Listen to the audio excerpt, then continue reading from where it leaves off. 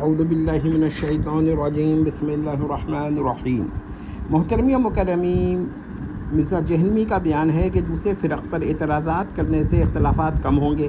اور اتحاد امت بڑھے گا، لیکن اس کی وضاحت انہوں نے اس طرح کی کہ گندگی کے ایک ڈھیر کی صفائی ضروری ہے، خواہ اگر یہ صفائی نہ کی جائے تو بو تو آتی رہے گی۔ اس طرح کی باتیں کی ہیں انہوں نے۔ لیکن سوال یہ ہے کہ جہلمی صاحب جن عقائد و نظریات کو گندگی یا غلاظت قرار دے کر ڈھیر قرار دیتے ہیں، ان کے پاس قرار دینے کی کیا دلیل ہے؟ جب وہ کہتے ہیں کہ یہ دلیل اس کی وجہ سے یہ چیز گندگی ہے، تو ہم کہتے ہیں، اکثر جگہ کہتے ہیں کہ یہ گندگی نہیں ہے، آپ بلا وجہ ایک صحیح عقیدے کو غلط کہہ رہے ہیں، سمجھ لیجئے، یا صحیح بات کو غلط کہہ رہے ہیں۔ تو جہلمی صاحب اگر کسی صحیح بات کو غلط کہہ رہے ہیں تو ان کے کہنے سے وہ گندگی نہیں بن جائے گی۔ خود جہلمی صاحب کے اندر 10 ہم کہتے ہیں کہ گندگی کے ڈھیر ہیں، لیکن وہ تسلیم نہیں کر رہے ہوتے، تو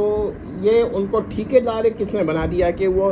صاف اور گندے مواد کا یا عقائد کا یا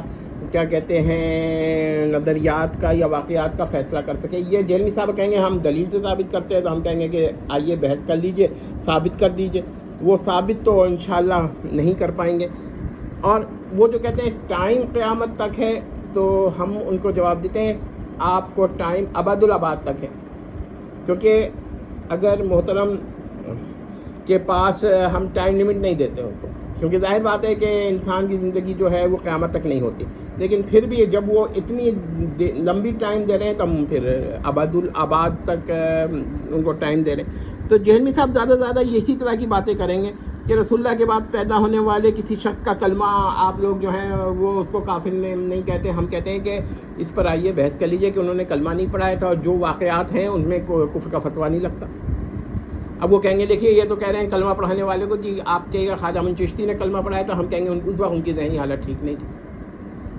دوسرا، اگر آپ کہتے ہیں مولانا اشرف تھانوی صاحب نے کلمہ پڑھایا تھا، تو ہم کہتے ہیں انہوں نے کلمہ پڑھایا ہی نہیں تھا۔ یہ تو سب سے بڑا بہتان ہے اشرف علی تھانوی صاحب پر، جو اگر آپ یہ کہتے ہیں کہ بھائی یہ ان کا عقیدہ ہے کہ عرش، یہ اس کا انکار کرتے ہیں کہ عرش اس مٹی سے افضل نہیں ہے، یا اس مٹی سے عرش کے افضل ہونے کا انکار کرتے ہیں جو جس میں رسول سے ان فزیکل کانٹیکٹ ہے وغیرہ، تو ہم کہیں گے کہ یہ عقیدہ ہی ثابت نہیں ہے، تو پھر یہ گندگی کا ڈھیر کیسے ہو گیا؟ تو بحث کے لیے تو بڑے امکانات ہیں، لیکن جہلمی صاحب اصل میں سمجھتے ہیں کہ میں نے اس کو یہ کہہ دیا کہ یہ گندگی کا ڈھیر ہے تو آپ سب مان لیجئے۔ ہم کہتے ہیں آپ نے غلط کہا، آئیے ثابت کیجئے۔ تو بات یہ ہے کہ جہلمی صاحب کی باتوں کو نہ مانیے، آپ نے اگر ان کو اسٹینڈرڈ معیار بنا دیا،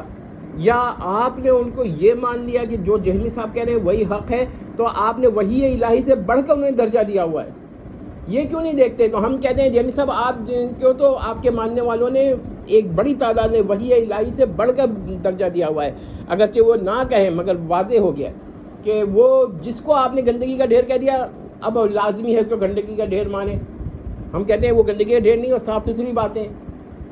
دوسری بات یہ ہے کہ دیکھیے وہ اب جہلمی صاحب یہی کہیں گے نا کہ غیر اللہ کے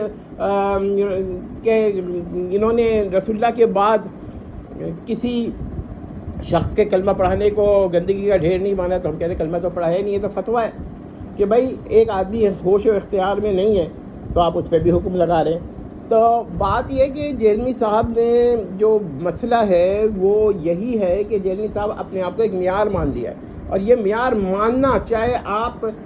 اس کے لیے کوئی لفظ استعمال کریں یا نہ کریں، مثلا آپ اس کے لیے نبی کا لفظ استعمال کریں یا نہ کریں، ہم کہتے ہیں یہ تو اپنے آپ کو نبی سے بھی بڑھ کے قرار دینا ہے۔ وہ جہلمی صاحب 10 دفعہ انکار کریں مگر اپنے کو معیار قرار دے چکے ہیں۔ وہ معمول من اللہ نہ کہیں مگر وہ یہ کہیں کہ ان کی زبان ہی وہی ہے، جو وہ کہہ رہے ہیں وہی حق ہے، تو اس پر ہم نے پھر نہیں، یہ تو بہت خطرناک بات ہے۔ اور پھر اگر ظنی حق کہہ رہے ہوتے ہیں تو کہہ رہے ہوتے ہیں وہ تو قطعی حق ہر بات ہے اپنی سمجھتے، یعنی باطل عند الظن اور حق عند الظن کی تو بحث ہی نہیں ہے، تو حق عند الیقین پر وہ چلے گئے۔ تو آپ اختلاف کر کے تو دیکھیے کہ نہیں جہلمی صاحب یہ عقیدہ غلط ہے، یہ اب جہلمی صاحب کا تو یہ حال ہے، کوئی صحابی ہو اگر جہلمی صاحب نے اس کو غلط کہہ دیا تو وہ غلط ہی مان لیجیے آپ اس کو، حتیٰ کہ حضرت علی کی بھی 4 غلطی نکال چکے ہیں نعوذ باللہ۔ تو جہلمی صاحب کا کیا ہے، کسی کی بھی یہ اپنے آپ کو الٹیمیٹ تو بنا چکے ہیں، تو یہ بڑی خطرناک بات ہے۔ اس کا مطلب یہ ہوا کہ جہلمی صاحب خود ایک اپنے اندر گندگی کا ڈھیر لگ رہے ہیں، اور ایک یہ نیا فرقہ ہے، کیونکہ جو شخص اسلام کے تمام ایگزسٹنگ فرقوں کو غلط کہتا ہے وہ ایک نیا فرقہ وہی بنا رہا ہے۔ اس کو یہ رائٹ کس نے دے دیا؟ اور اگر وہ رائٹ مانتا ہے تو پھر ہم یہ کہتے ہیں کہ یہ رائٹ ماننا ہی اپنے آپ کو وحی الہی سے بڑھ کر قرار دینا ہے اپنے اقوال کو۔ والسلام تمت۔